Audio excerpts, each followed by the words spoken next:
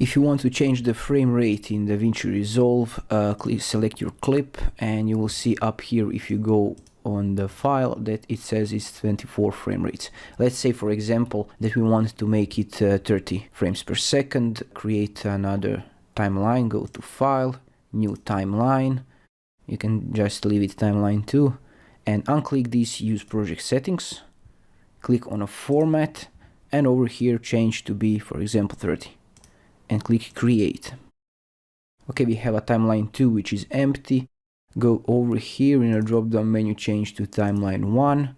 Select your clip, right click on it, click copy or cut if you don't need it.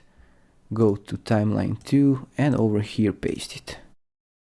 So how to make sure that it's a 30? If I click on a file and go over here, it will say 24. So if I go to deliver, you can scroll down in the delivery tab, in the custom tab over here, you will see that frame rate is still 30. So don't worry, because the delivery, the export, the rend will overwrite all other settings. So this is the true 30 frames per second. And this is it. This is how you change frame rate in DaVinci Resolve. Thanks for watching and have a nice day.